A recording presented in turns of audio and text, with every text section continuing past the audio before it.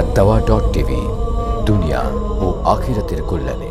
এই যে এত পশু কোরবানির মধ্য দিয়ে, এত উৎসর্গ, এগুলো সবকিছুর মধ্য দিয়ে আল্লাহ তাআলা আসলে কি চান? মাশাআল্লাহ, আলহামদুলিল্লাহ।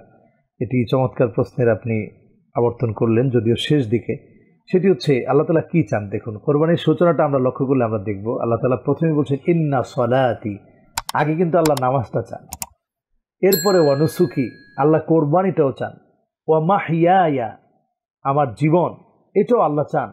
ওয়া মামাতি, আমার যে মরণ হবে সেটাও আল্লাহর জন্য হবে। লিল্লাহি রাব্বিল আলামিন, এক মহা জাগতিক ক্ষমতার যিনি মালিক, মহা জগতের যিনি মালিক, মহা শক্তির যিনি মালিক, পরয়ঙ্কারী শক্তির যিনি মালিক, সেই মালিকের জন্য নিশ্চয় আমার নামাজ, আমার কোরবানি, আমার জীবন, আমার মরণ, এই সবটাই আল্লাহর জন্য।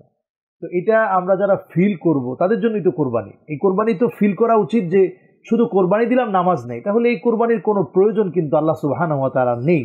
ফাসাল্লি লিরাব্বিকা ওয়ানহার, সেখানেও আল্লাহ আগে নামাজের কথা বললেন, এরপর আল্লাহ তাআলা কোরবানির কথা বললেন।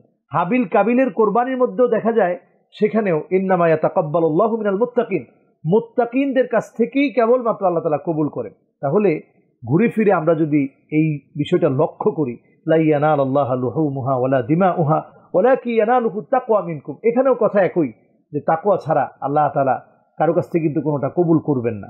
এরপরে যদি আমরা আরও দেখি, যেখানে রাসূলুল্লাহ সাল্লাল্লাহু আলাইহি ওয়াসাল্লাম বলছেন সুন্নাতু আবিকুম ইব্রাহিম, ইব্রাহিম আলাইহিস সালামের সুন্নত এটি। সাহাবায়ে কেরাম বললেন ইয়া রাসূলুল্লাহ ফামা লানা ফিহা ইয়া রাসূলুল্লাহ, এটার মধ্যে আমাদের কি আছে? ইব্রাহিম আলাইহিস সালামের সুন্নাহ আমাদের কি রয়েছে?